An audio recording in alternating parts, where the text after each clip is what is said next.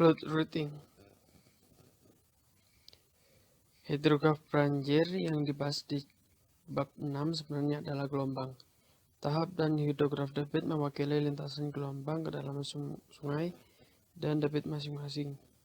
Seperti gelombang ini bergerak menyusuri sungai, bentuk gelombang akan dimodifikasi karena berbagai faktor, seperti ruang, saluran, resistensi, penambahan lateral, atau penarikan arus, dan lain-lain.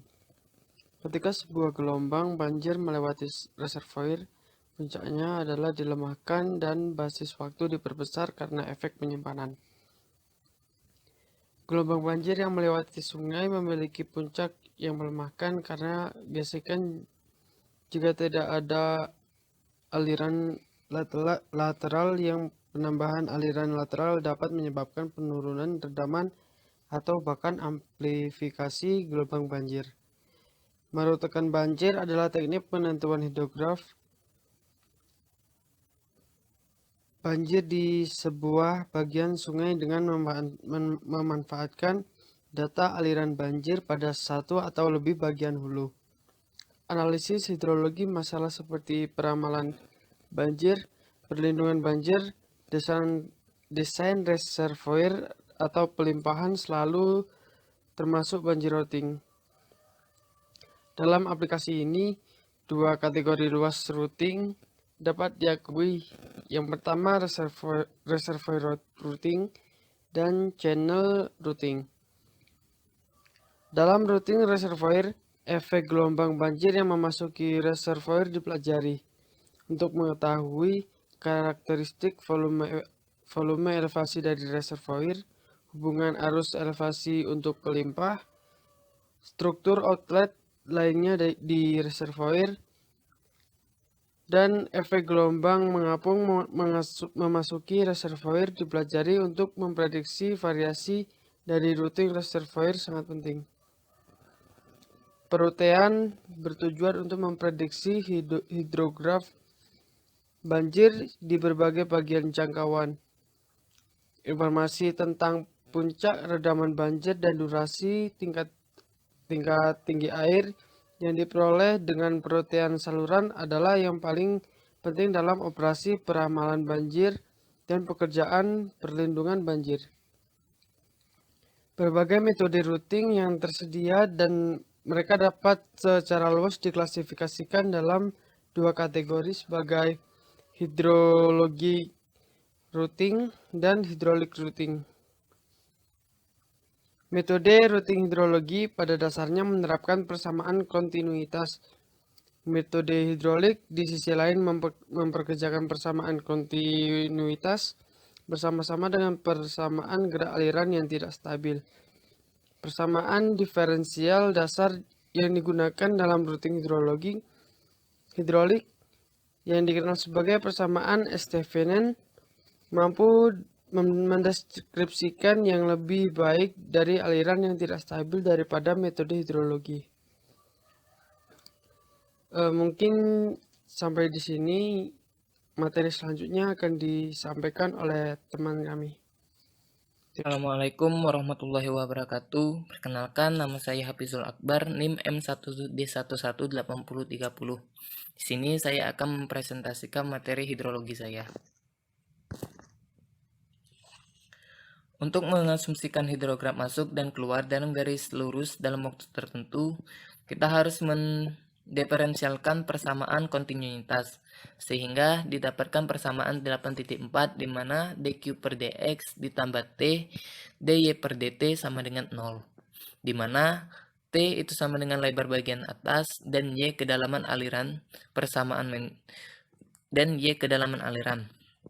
Nah, untuk mencari persamaan mention untuk gelombang banjir yang berasal dari penerapan persamaan momentum, didapat persamaan dy per dx ditambah v per g dv per dx ditambah 1 per g dp per dt sama dengan S0 dikurang SF, di mana P sama dengan kecepatan aliran di bagian manapun, S0 kemiringan dasar saluran, dan SQ kemiringan garis energi.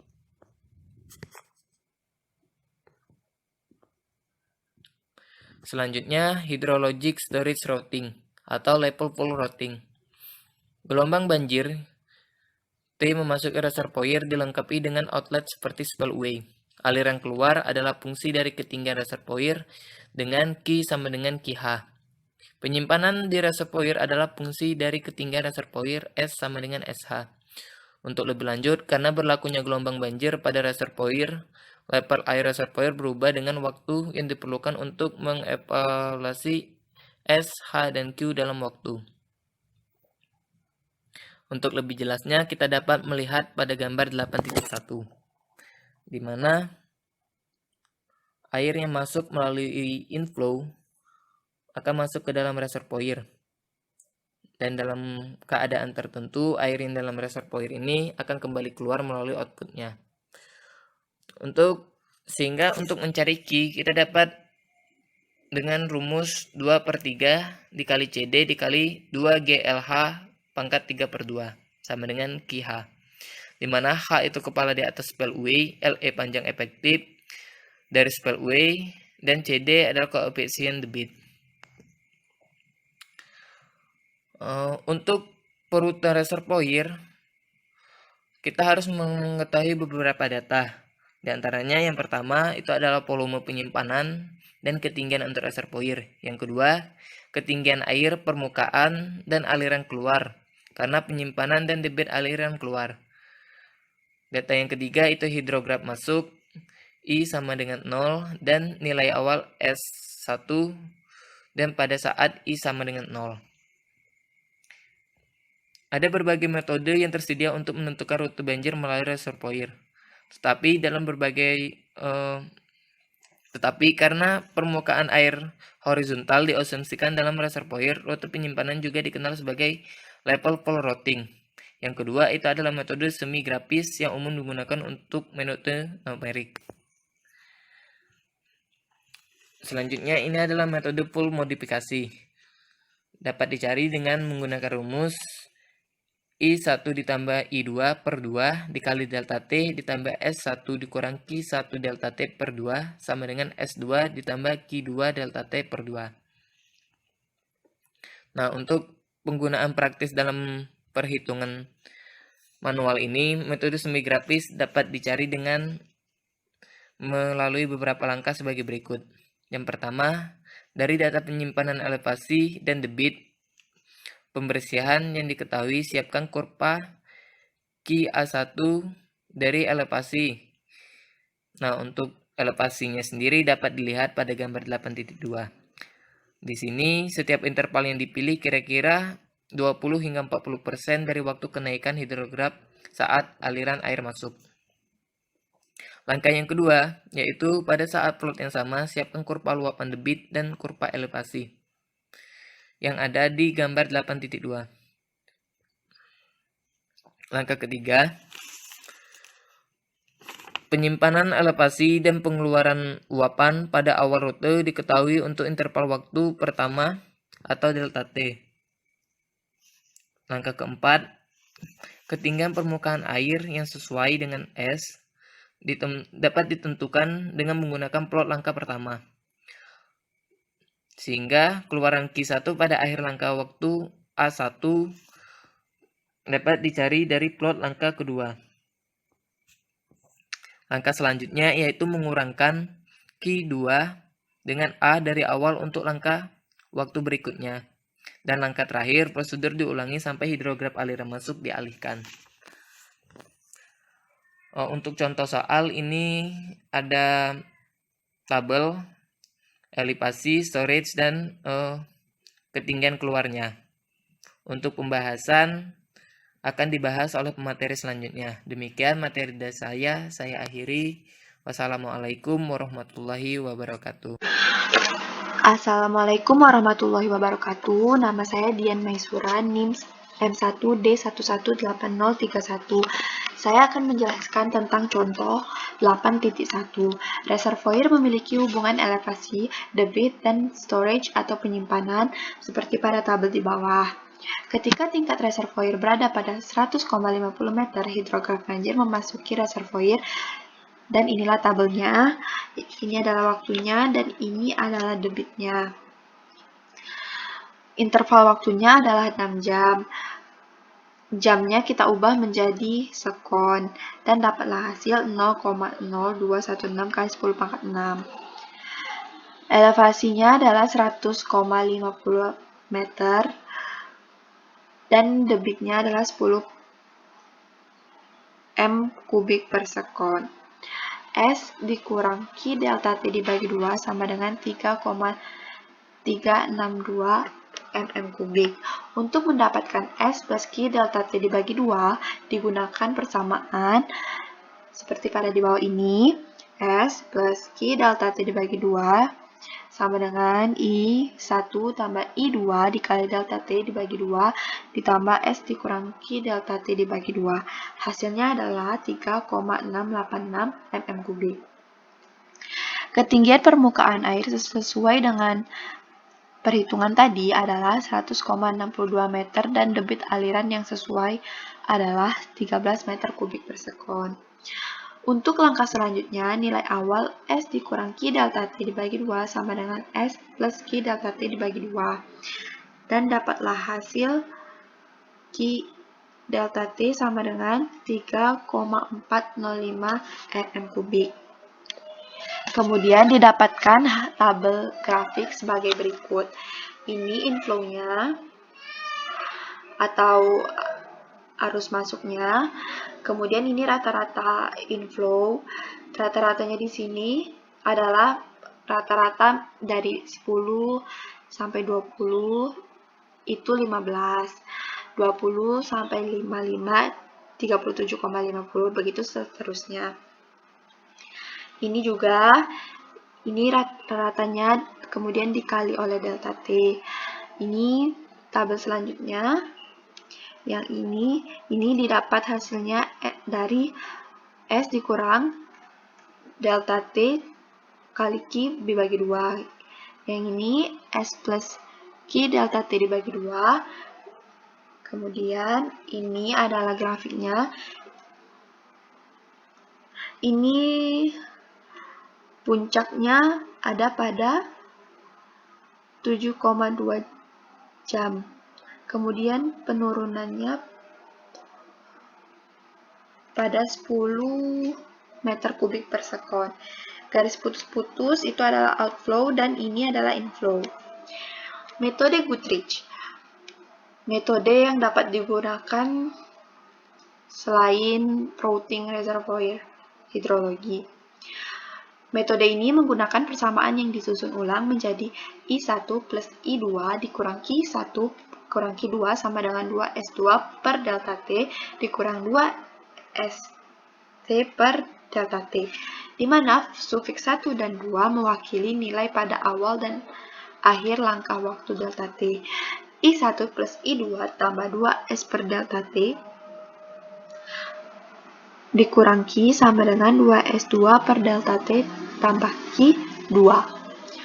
Dari data debit, elevasi, storage, atau penyimpanan yang diketahui, fungsi 2S2 per delta T plus Q ditetapkan sebagai fungsi elevasi. Untuk langkah berikutnya, 2S2 per delta T tambah Q2 dikurang 2Q2 sama dengan 2S2 per delta T dikurang Q dan kurung 1 digunakan sebagai nilai awal. Sekian dari saya, terima kasih. Assalamualaikum warahmatullahi wabarakatuh. Kali ini saya akan menjelaskan tentang perhitungan reservoir routing menggunakan metode Goodrich. Metode Goodrich mempunyai persamaan yaitu I1 tambah I2 kurang Q1 kurang Q2 sama dengan 2S2 per delta T dikurang 2S1 per delta T, di mana I merupakan interval, Q merupakan debit, S merupakan volume tampungan, dan delta T waktu. Ini adalah tabel yang terdapat pada buku cetak K. Subramayam halaman 286 dan 287, dan ada perhitungan pada saat T sama dengan 10 dengan ketinggian 100,6 m, Q sama dengan 12 meter kubik per second. 2S per delta T ditambah Q sama dengan 340. 340 dikurang 24 hasil kali 2 dari 12 yaitu debit sama dengan 316 meter kubik per second. Untuk interval pertama 6 jam diketahui interval 1 10, interval 2 30 dan debit 1 12. I1 ditambah I2 sama dengan 10 tambah 30 40 dikurang 316 sama dengan 356 meter kubik per second. Setelah dilakukan perhitungan dari interval pertama 6 jam sampai 66 jam pada perhitungan akhir, didapati tabel berikut.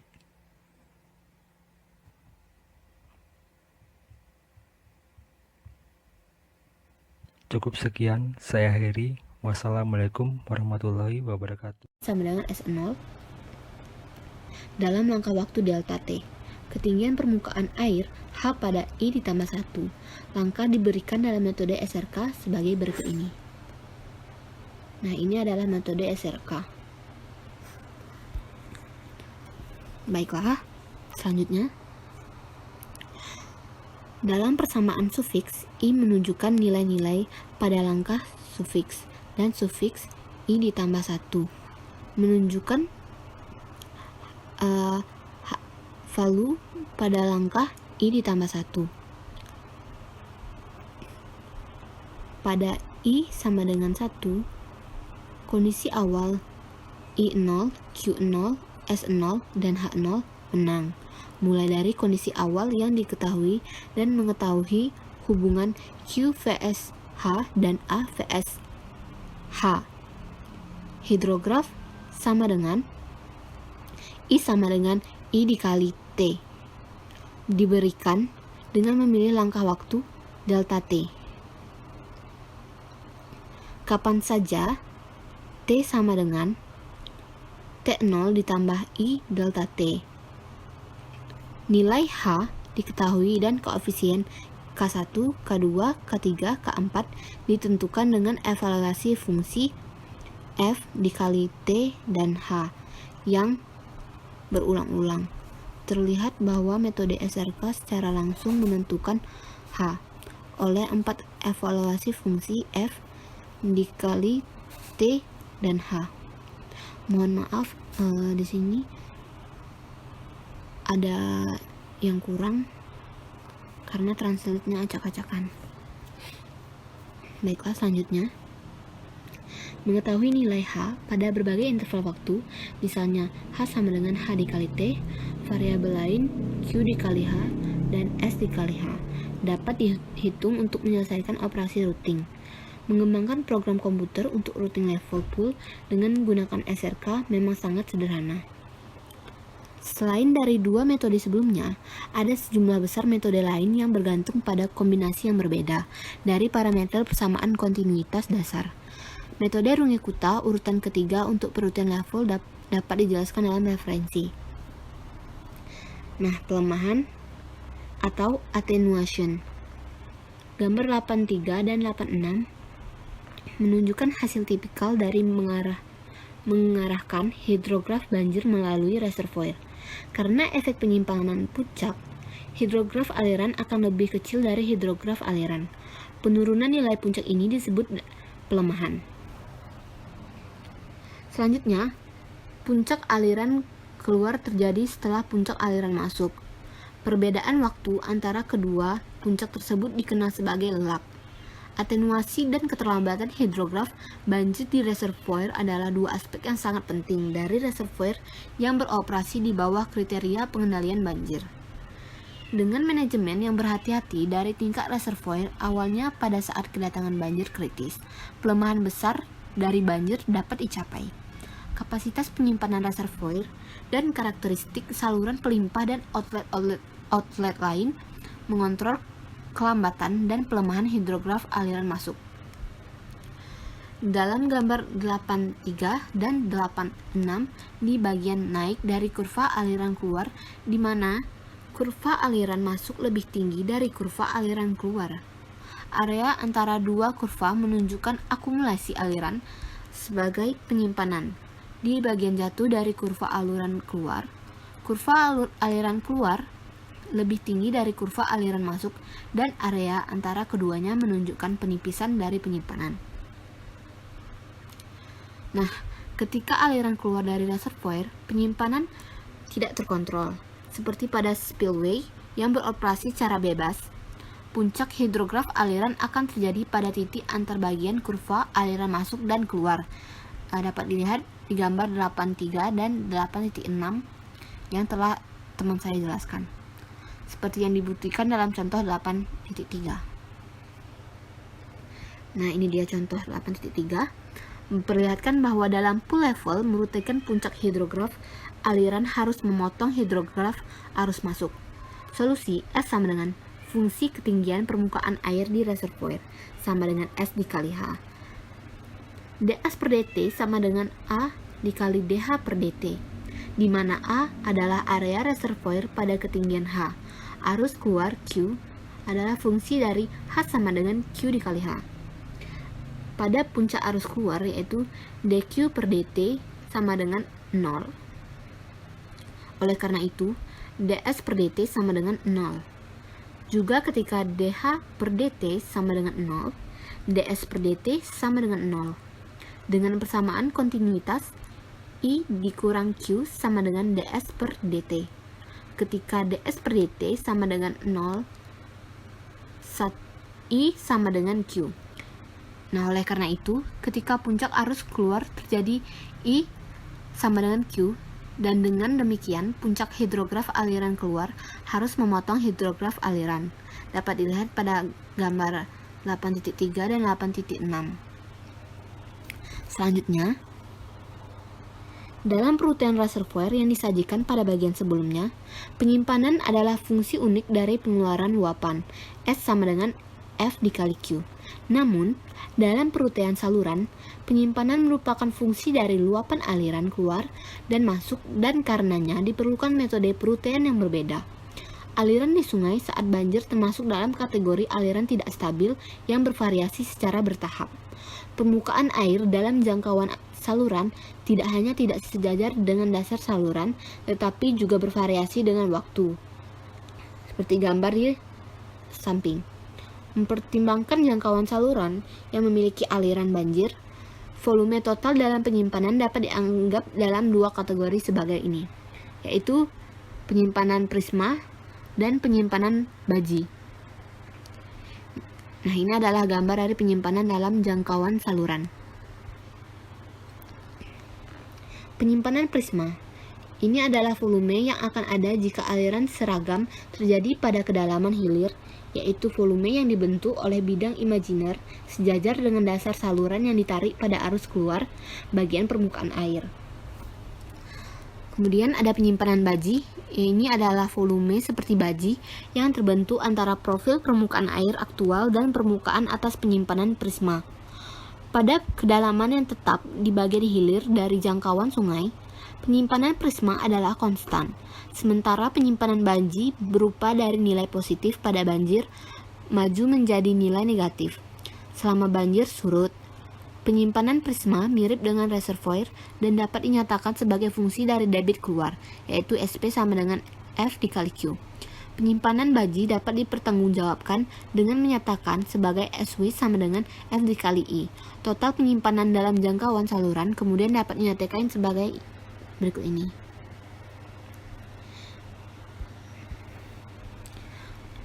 Nah, sekian presentasi dari saya. Apabila ada yang kurang mohon dimaafkan karena manusia tidak luput dari kata kekurangan. Wabillahi taufiq wal hidayat. Wassalamualaikum warahmatullahi wabarakatuh.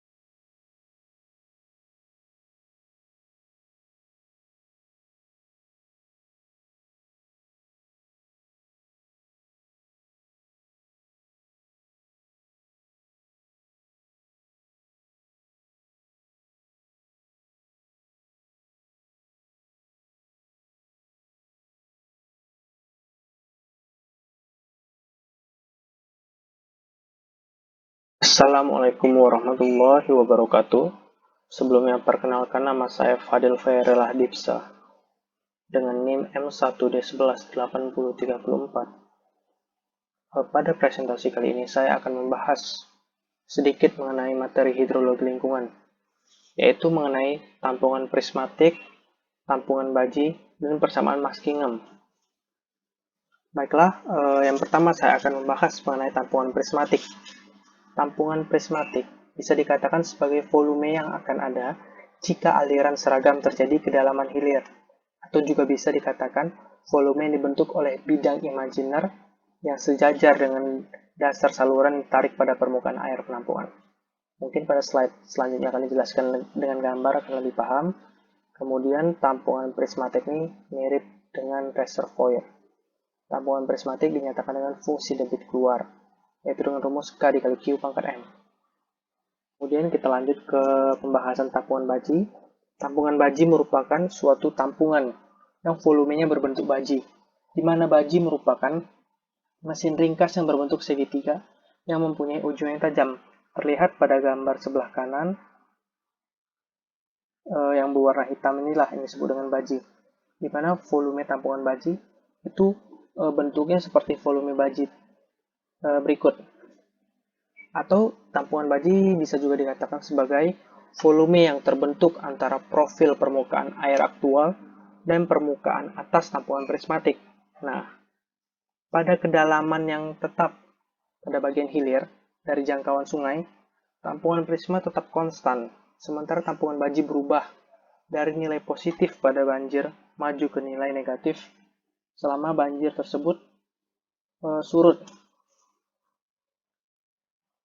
Tampungan baji umumnya dinyatakan dengan fungsi debit aliran masuk atau FI yang dinyatakan dengan rumus K dikali X dikali dalam kurung I pangkat M dikurang Q pangkat M. Nah, tampungan baji itu terjadi ketika aliran masuknya lebih besar daripada aliran keluar atau debit inflow lebih besar daripada debit outflow.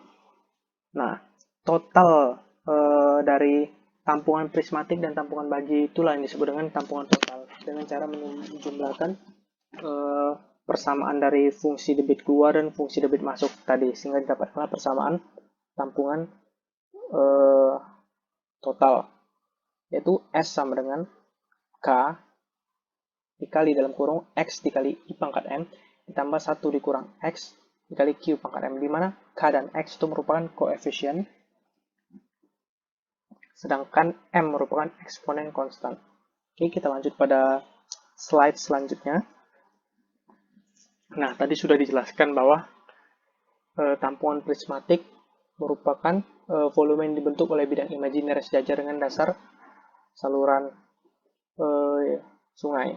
Nah, tampungan prismatik itu dimulai dari daerah bawah sungai ini sampai dengan daerah yang dibatasi oleh titik-titik yang membentuk bidang segi 4. Nah, jadi dari daerah dasar sungai sampai dengan daerah yang membentuk bidang titik-titik segi 4 ini, itulah yang disebut dengan tampungan prismatik atau prism storage. Kemudian kalau tampungan baji itu dari batas atas tampungan prisma atau dari titik-titik berikut yang membentuk bidang segi 4 sampai dengan daerah atas yang membentuk bidang segitiga. Nah, itulah yang disebut dengan volume pada tampungan baji. Nah, total volume yang prisma sama baji ini yang disebut dengan volume total. Nah, tadi dijelaskan bahwa tampungan baji dikatakan atau dapat terjadi jika debit aliran masuk lebih besar daripada aliran keluar. Nah, aliran masuk lebih besar pada aliran keluar dikatakan sebagai baji positif, sedangkan kebalikannya baji negatif terjadi ketika aliran masuk lebih kecil daripada aliran keluar. Berarti aliran keluarnya lebih besar. Oke, pada gambar 8.7 pada bagian B terlihat bahwa yang saya tunjuk di kursor ini merupakan tampungan baji negatif, yaitu debit sebelumnya itu lebih kecil, debit aliran masuk lebih kecil daripada debit setelahnya. Setelahnya ini bagian yang saya tunjuk kursor, itu lebih besar kan debit setelahnya dibanding debit sebelumnya, makanya dikatakan tampungan wajib negatif. Sedangkan tampungan wajib positif dikatakan debit masuknya atau aliran masuknya lebih besar daripada aliran keluar. Ini terlihat aliran masuknya, ini aliran keluarnya. Kan lebih besaran aliran masuknya. Makanya dikatakan sebagai tampungan wajib positif. Oke, kita lanjut ke materi selanjutnya, itu mengenai persamaan Muskingum. Nah, persamaan Muskingum ini merupakan modifikasi dari persamaan total debit, di mana total debit memakai pangkat M. Kita lihat lagi, ini persamaan total debit ada pangkat M-nya, di mana M berkisar 0,6 sampai dengan 1. Nah, persamaan Muskingum merupakan modifikasi dari persamaan total debit, di mana nilai nilai M atau nilai pangkat tadi dijadikan 1 sehingga dihasilkan persamaan Muskingum seperti ini, di mana X merupakan faktor pembobot dengan rentang nilai 0 sampai dengan 0,5, kemudian K merupakan konstanta waktu penyimpanan dan memiliki dimensi waktu, atau K juga dapat dikatakan sebagai waktu perjalanan gelombang banjir melalui jangkauan saluran. Apabila dari persamaan Muskingum ini kita substitusi nilai X sama 0, maka besarnya tampungan itu sama dengan fungsi debit, atau dikatakan sebagai tampungan linear atau reservoir linear. Jika X-nya kita substitusi tadi menjadi 0, maka didapatkan dengan rumus seperti ini. X sama dengan K dikali Q. Oke, kita lanjut ke materi selanjutnya, itu estimasi K dan X. Estimasi yaitu perkiraan K dan X. Ini berdasarkan gambar di samping, terlihat bahwa ini hidrograf inflow dan outflow, aliran masuk dan aliran keluar, yang melalui suatu jangkauan saluran. Nah, puncak aliran keluar tidak terjadi di titik persimpangan hidrograf inflow dan outflow. Nah, titik persimpangan itu maksudnya ini, nah, yang garis lurus. Sedangkan kalau puncak aliran keluar itu ditandai dengan garis titik-titik, itu tidak, ini puncak aliran keluarnya tidak terjadi tepat titik persimpangan hidrograf inflow dan outflow. Nah, dengan menggunakan persamaan kontinuitas seperti gambar berikut ini, I1 ditambah I2 dikali delta T per 2 dikurang I1 ditambah I2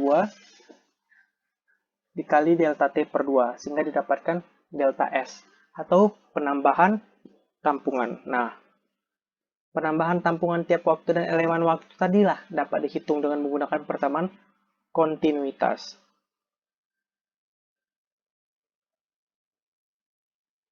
Kemudian penjumlahan dari berbagai nilai tampungan, dari berbagai nilai delta S tadi, nilai tampungan tambahan, itu memungkinkan seorang untuk mencari hubungan atau mencari relasi tampungan saluran dan waktu.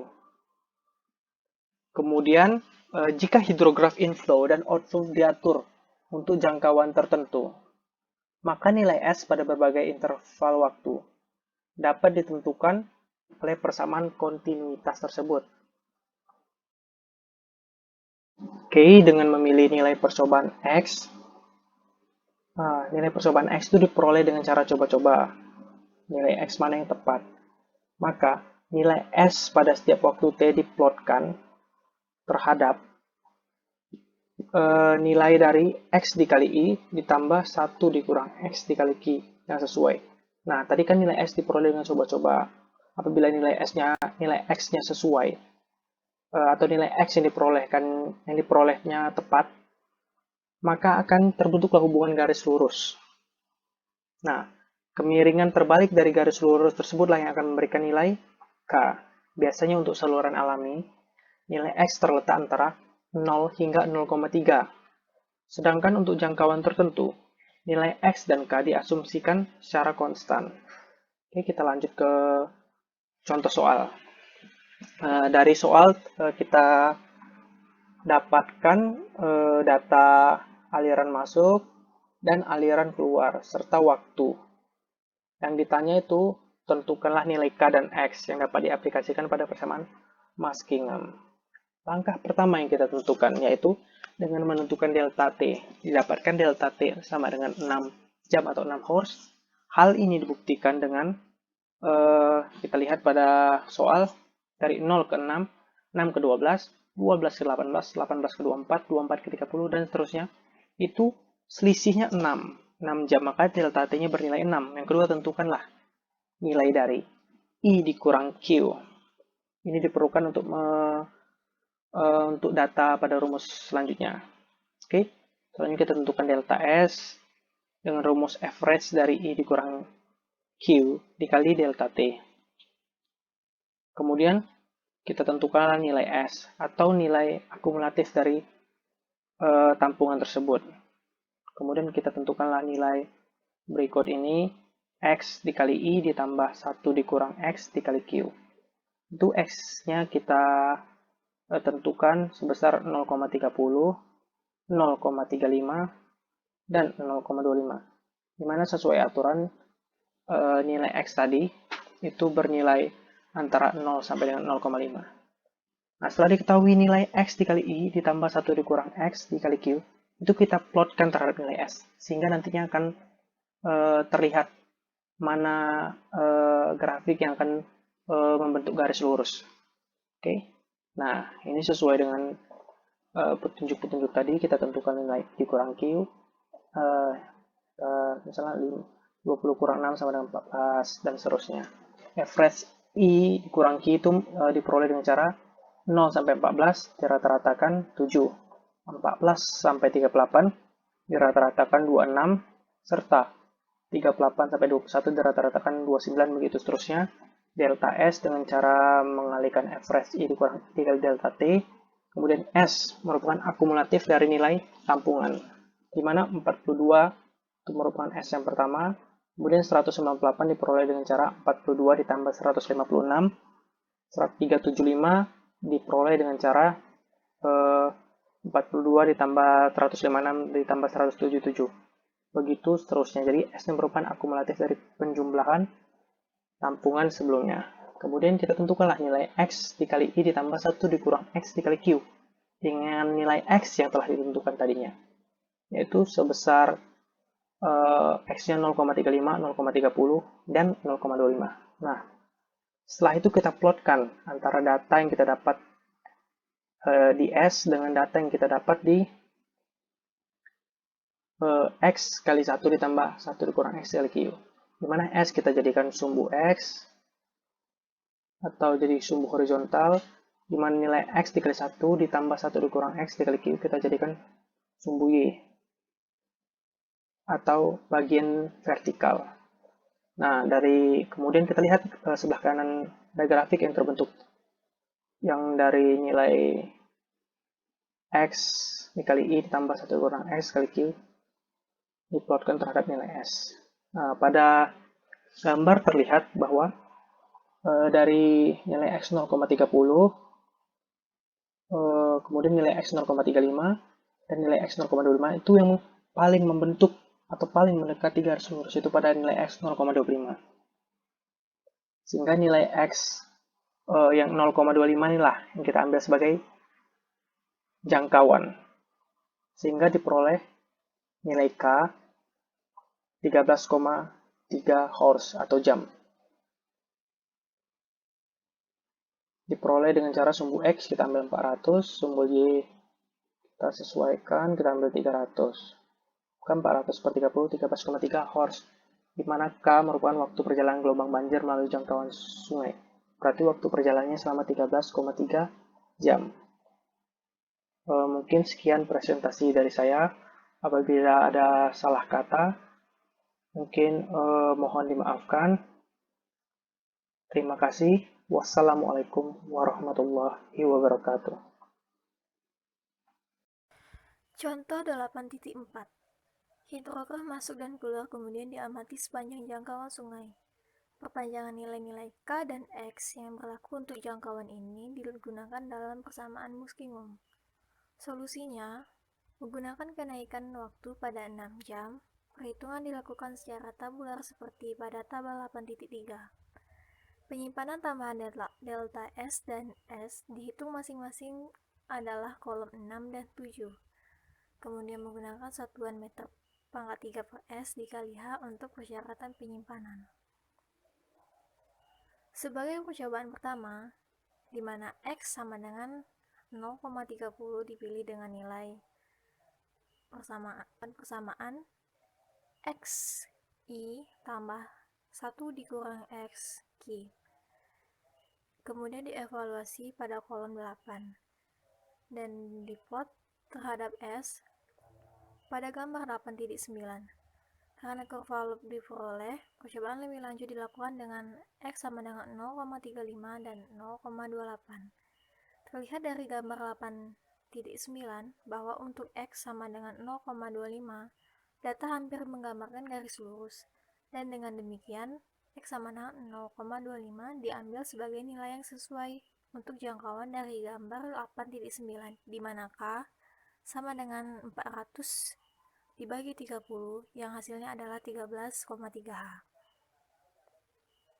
Metode rute Muskingum digunakan untuk menjangkau saluran tertentu dengan memilih interval perutean dan menggunakan persamaan Muskingum. Perubahan dalam penyimpanan adalah S2 sama dengan K dikali X dikali I2 dikurang I1 ditambah I dikurang X dikali Q2 dikurang Q1 ketika sufiks 1 dan 2 merujuk pada kondisi sebelum dan sesudah interval. Untuk menggunakan persamaan Muskingum untuk merutekan hidrograf inflow yang diberikan melalui suatu jangkauan, nilai-nilai K dan X untuk jangkauan dan nilai outflow Q1 dari jangkauan di awal diperlukan. Prosedurnya yaitu A mengetahui K dan X, kemudian pilih nilai yang sesuai delta T. Kemudian menghitung CO, C1, dan C2.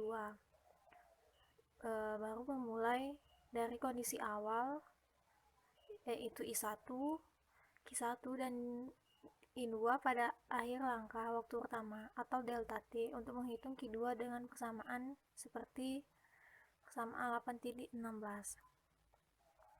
Aliran keluar yang dihitung pada langkah metode C menjadi arus keluar awal yang diketahui untuk langkah waktu berikutnya. Percobaan ini bisa diulangi untuk perhitungan seluruh hidrograf aliran masuk. Assalamualaikum warahmatullahi wabarakatuh. Baiklah, kita akan melanjutkan materi kita yang selanjutnya tentang hidrologi pada bab 8.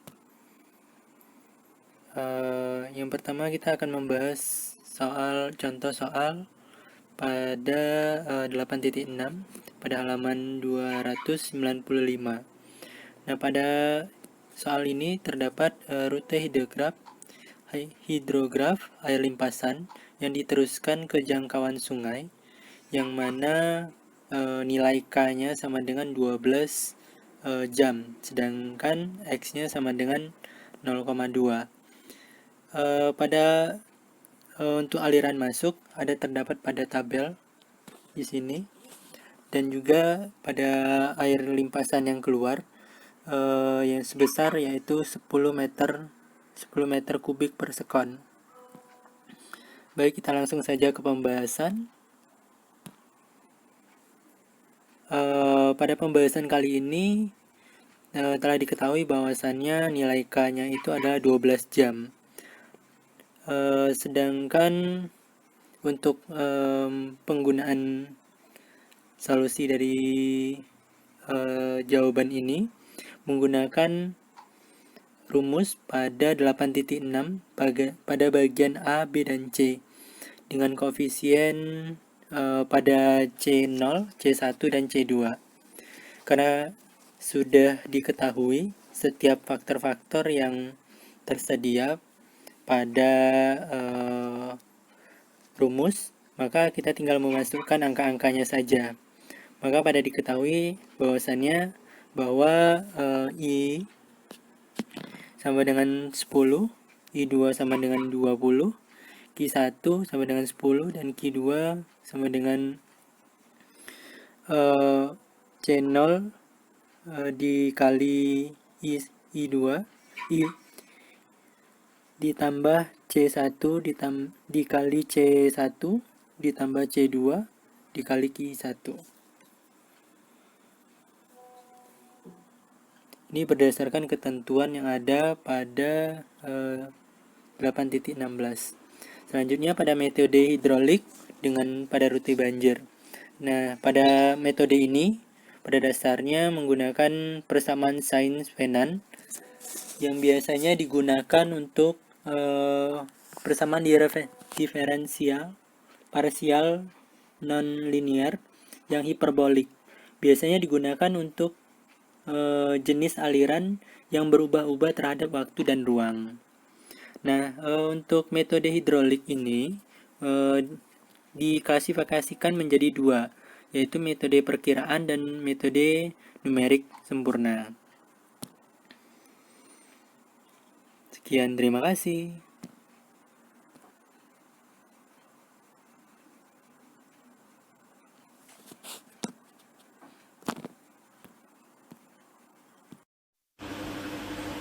Assalamualaikum warahmatullahi wabarakatuh. Di sini saya akan mempresentasikan hasil tugas saya yang membahas tentang metode Clark. Sebelumnya, saya akan memperkenalkan diri saya terlebih dahulu. Nama saya Muhammad Amarullah Haikal, NIM M1D118038. Halaman yang dibahas yaitu pada halaman 298 sampai halaman 300. Berikut hal yang akan dibahas pada presentasi kali ini. Yang pertama yaitu metode Clark, yang kedua tim area curve, yang ketiga routing histogram area.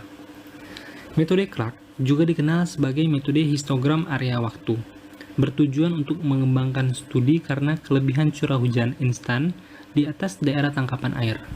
Dapat diasumsikan bahwa kelebihan curah hujan pertama-tama mengalami penerjemahan murni dan kemudian pelemahan. Terjemahan dicapai dengan histogram area waktu tempuh, dan pelemahan dengan mengarahkan hasil di atas melalui reservoir lincar di outlet resapan. Yang kedua, tim area curve. Waktu di sini mengacu pada konsentrasi waktu. Seperti yang didefinisikan adalah waktu yang dibutuhkan untuk satuan volume air dari titik tangkapan terjauh untuk mencapai saluran keluar. Ini juga mewakili waktu maksimum terjemahan limpasan permukaan tangkapan di daerah yang diukur. Interval waktu antara ujung curah hujan berlebih dan titik infleksi dari limpasan permukaan yang dihasilkan. Dari gambar tersebut memberikan cara yang baik untuk memperkirakan tinggi dari data curah hujan limpasan yang diketahui. Pada gambar menunjukkan tangkapan yang dibagi menjadi N dalam kurung -8 yang memiliki interval waktu untuk membantu dalam menggambarkan aliran air terpanjang, daerah tangkapan air, dan juga area waktu perjalanan. Yang ketiga, routing histogram area. Reservoir linear pada outlet diasumsikan oleh S sama dengan KQ, di mana waktu penyimpanan konstan. Nilai K dapat diperkirakan dengan mempertimbangkan titik infleksi P dari hidrograf. Limpasan permukaan titik aliran saluran merupakan aliran sepenuhnya karena penarikan dari penyimpanan. Kemudian, konstan K juga dapat diperkirakan dari data resensi tungkai hidrograf. Mengetahui K dari reservoir linear, arus masuk pada berbagai waktu dialihkan dengan metode Muskingum. Perhatikan pada gambar reservoir linear yang digunakan ialah X sama dengan 0. Kemudian dapat diketahui histogram wilayah waktu ini menunjukkan urutan di mana volume curah hujan akan dipindahkan keluar dari daerah tangkapan air dan akan keluar pada outletnya masing-masing. Sekian presentasi dari saya. Lebih dan kurangnya saya mohon maaf. Saya akhiri. Wassalamualaikum warahmatullahi wabarakatuh. Assalamualaikum warahmatullahi wabarakatuh. Perkenalkan, nama saya Eki Muhammad Audi, NIM M1D118039 dari Teknik Lingkungan. Jadi pada kesempatan kali ini saya ingin menjelaskan tentang model konseptual NAS. Model NAS adalah salah satu model matematika hidrologi yang menggunakan prinsip-prinsip hidrograf satuan.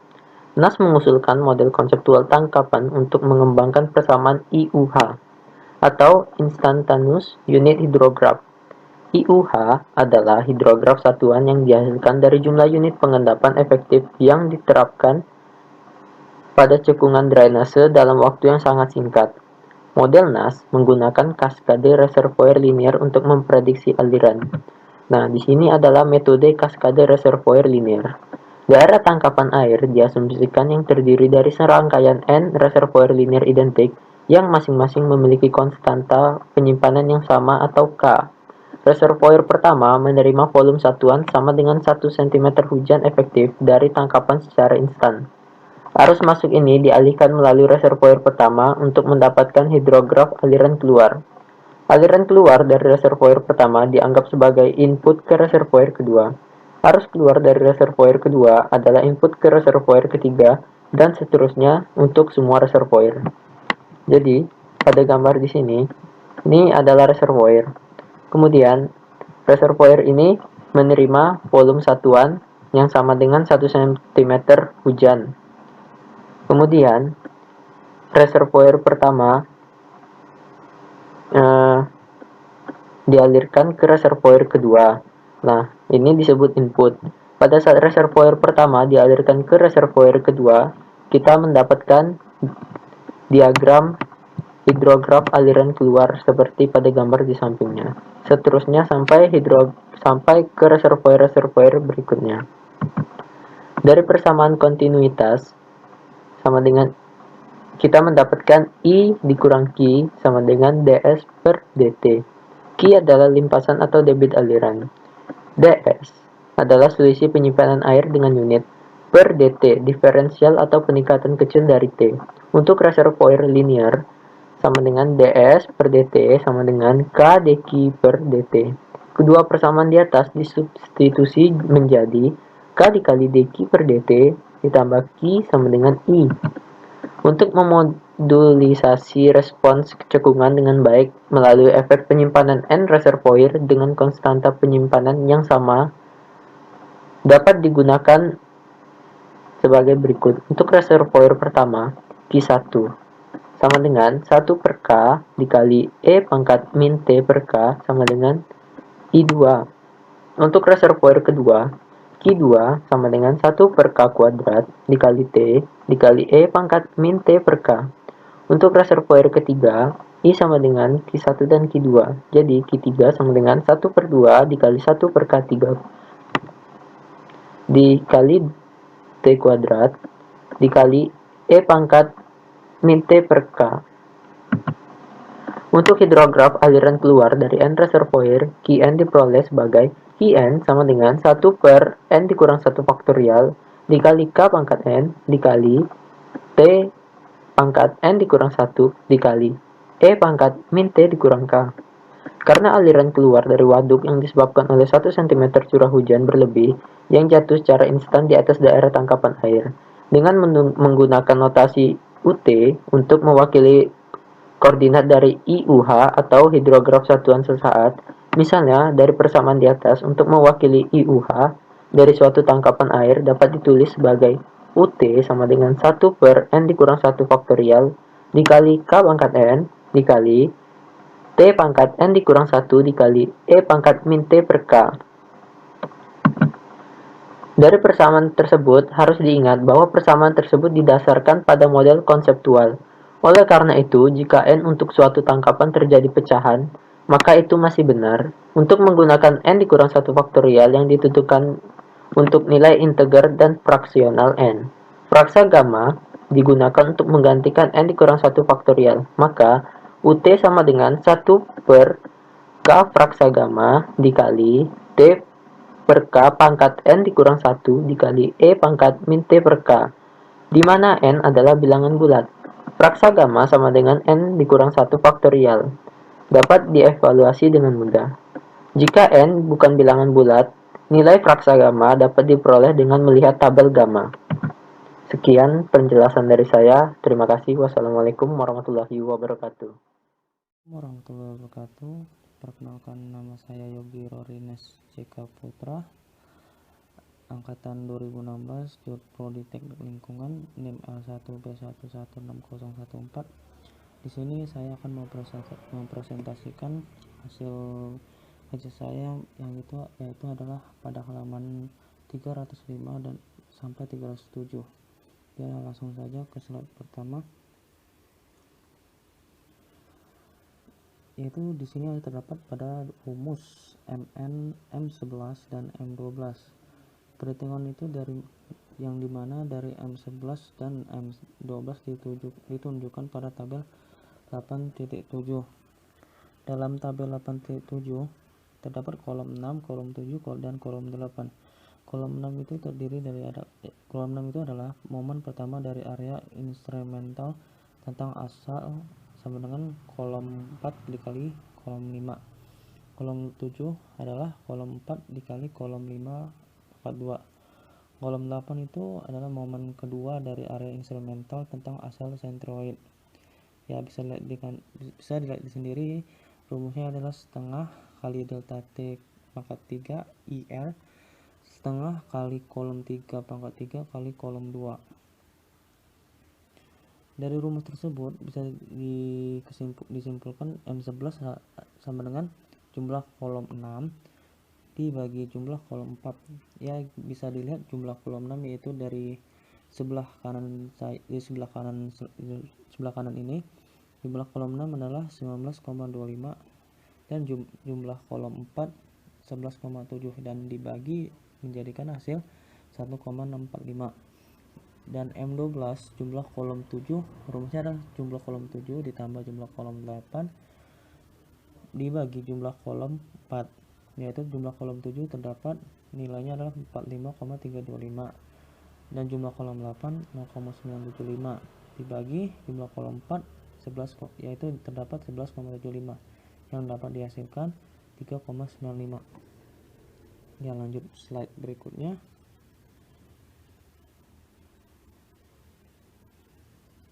Yaitu tentang DRH ditunjukkan pada gambar 8.14.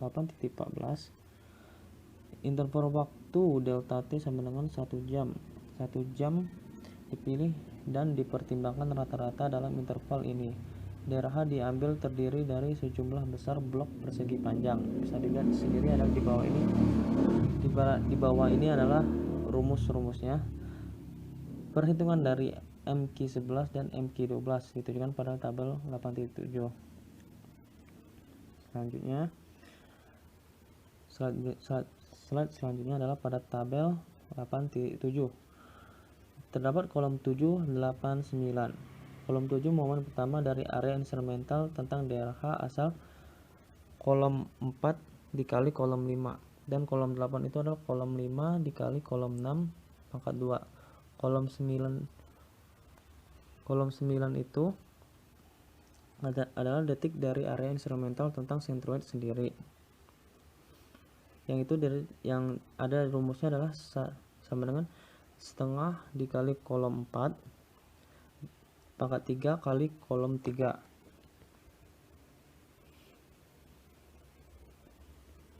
Dari data tabel 8.7 menunjukkan MQ1 sama dengan jumlah kolom 7 dibagi jumlah kolom 5.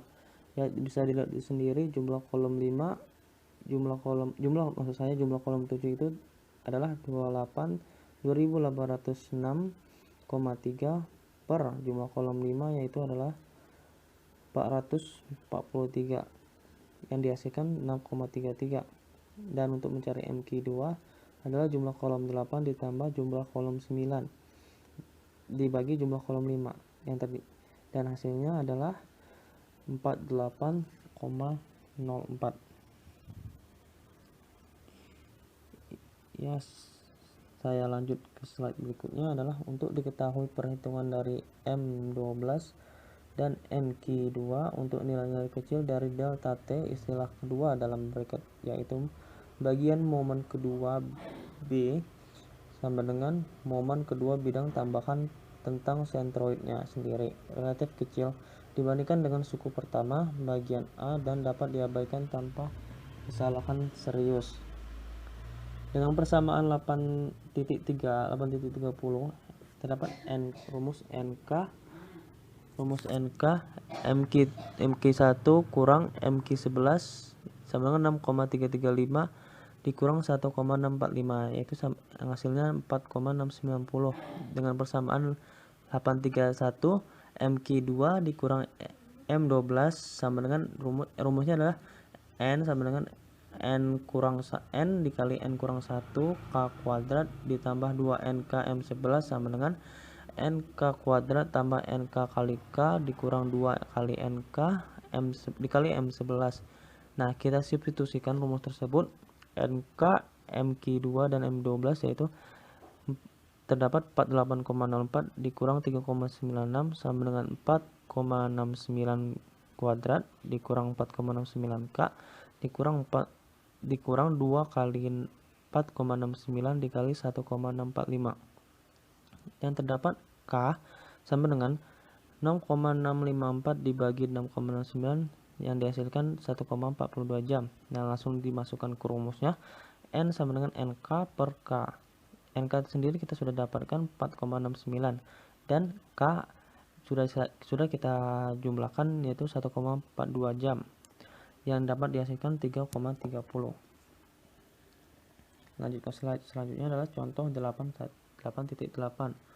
Untuk tangkapan seluas 300 km, Bahus dari koefisien model Nash ditemukan memiliki N 4,5 dan K 3,3 jam. Koordinat dari A, I, U, H, dan H hidrograf unit 3 jam dari serapan. Solusinya, tata cara I, U, H oleh model Nash diberikan rumus berikut. Dalam kasus ini, N 4,5 dan K 3,3 jam dan UT adalah cm per jam. Bisa dilihat sendiri adalah rumus-rumus berikut dan dapat dihasilkan 0,8862227. Ya, lanjut ke slide selanjutnya. Nilai UT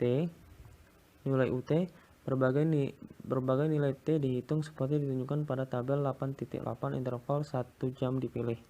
Pada tabel 8.8 kolom 3 memberikan koordinat UT dalam cm per jam. Mengalihkan nilai-nilai ini dengan 2,78 dikali A yang dimana A adalah luas daerah tangkapan dalam kilometer memberikan nilai-nilai UT dalam meter persegi per second pada kolom 4. Dengan demikian, kolom 4 sama dengan kolom 3 kali 2,78 kali 300 sama dengan kolom 3 kali 834. Kolom 5 adalah ordinat dari UT tertinggal 1 jam dan kolom 6 adalah kolom 4 dikurang kolom 6 per 2 sama dengan ordinat dari 1 kurang H UH oleh persamaan. Kolom 7 S1 dikurang kurva tambahan. Kolom 8 S1 ditambah S1 kurang kurva ordinat. Kolom 9 S1 kurang kurva ordinat tertinggal 3 jam. Kolom 10 kolom 8 adalah kolom 8 dikurang kolom 9 yang dimana ordinat DRH 3 cm yang terjadi dalam 3 jam. Kolom 11 sama dengan kolom 10 per 3 sama dengan ordinat 3 jam UH. Dan inilah slide terakhir yang saya bahas. Wassalamualaikum warahmatullahi wabarakatuh.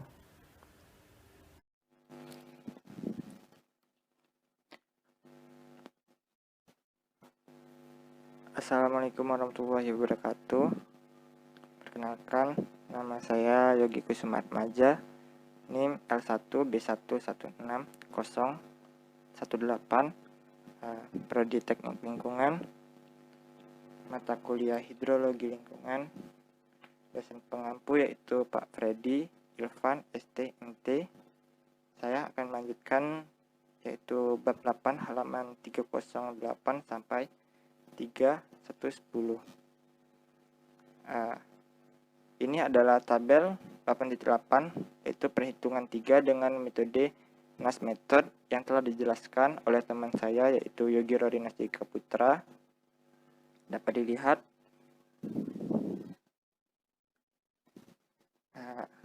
yaitu saya akan menjelaskan kontrol banjir atau pengendalian banjir.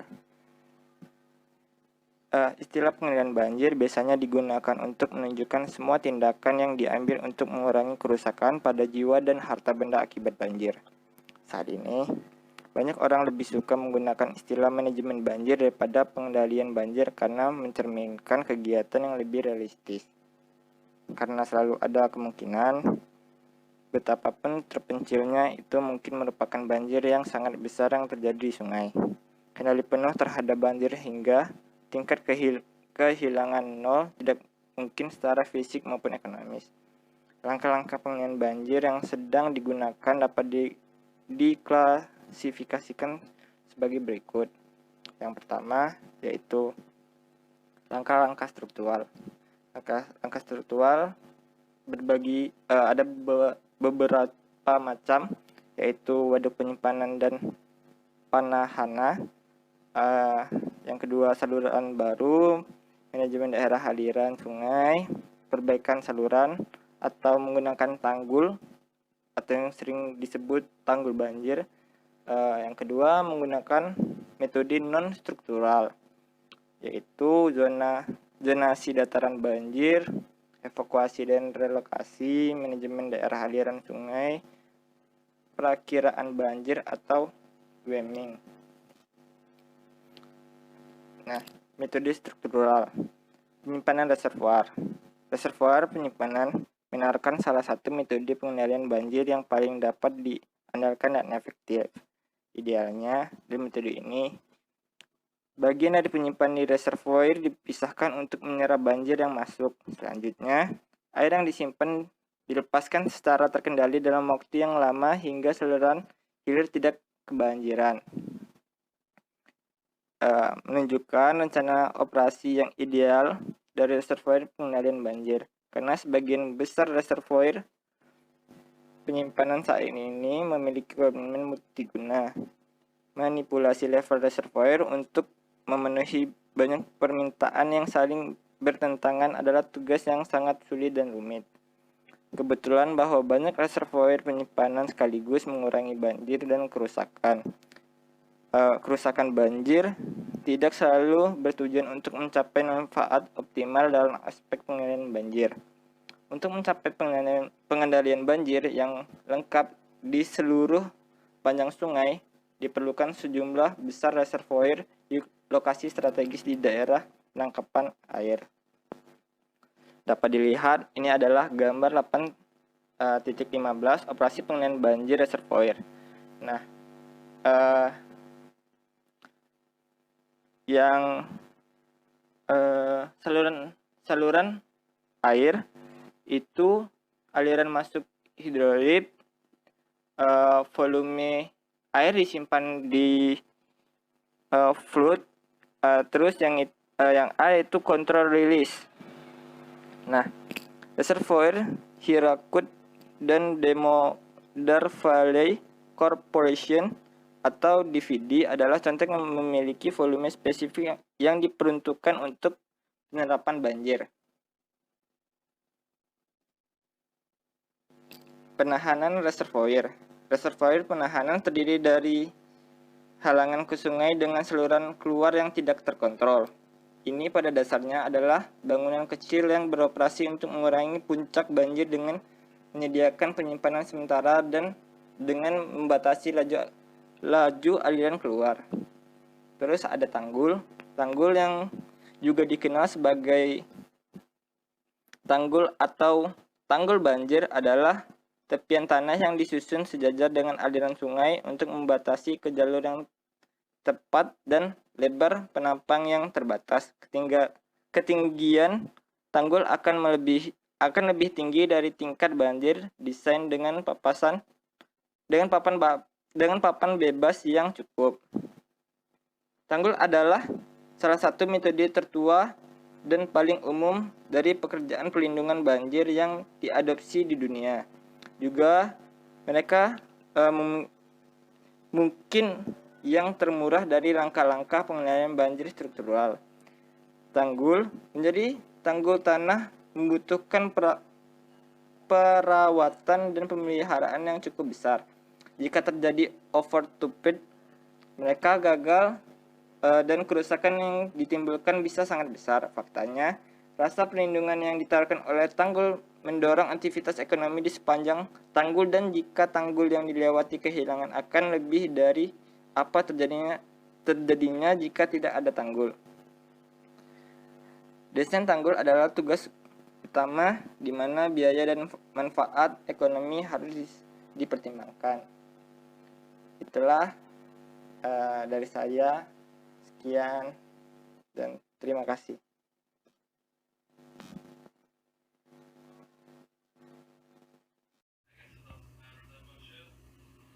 Assalamualaikum warahmatullahi wabarakatuh. Saya Dani Kurniawan, NIM L1B116029, akan merekod bab 8 mata kuliah hidrologi lingkungan.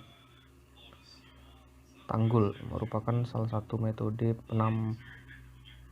penanganan banjir tertua yang paling aman dan paling bisa diandalkan diadopsi di dunia, dan lebih murah dari pengendalian banjir struktural. Tanggul membutuhkan perawatan dan pemeliharaan yang cukup. Kurungan tepian sungai oleh tanggul ke ruang sempit menyebabkan tingkat yang lebih tinggi untuk debit yang diberikan. Desain tanggul adalah faktor utama dalam biaya dan manfaat ekonomi yang harus dipertimbangkan. Peningkatan bendungan ini melibatkan pendalaman saluran untuk meningkatkan luas penampang, pengurangan kekasaran saluran dengan membersihkan vegetasi dari front saluran, pengelolaan batas air, manajemen pengelolaan air dan pengelolaan tanah di daerah tujuan memotong, melakukan dan menunda aliran air sebelum masuk ke sungai. Langkah-langkah pengelolaan tersebut termasuk mengembangkan vegetatif dan tutupan tanah dalam hubungannya dengan perawatan lahan. Selanjutnya, konsep dasar pengendalian banjir. Untuk di bawah ini adalah gambar mengenai batasan-batasan untuk suatu kanal atau tanggul banjir yang mana akan diperbolehkan suatu bangunan atau konstruksi berada di sekitarnya. Untuk zona 1 itu warning, 2 itu bersifat membatasi, yang ketiga itu tidak boleh melakukan atau membangun suatu bangunan di zona nomor 3 tersebut.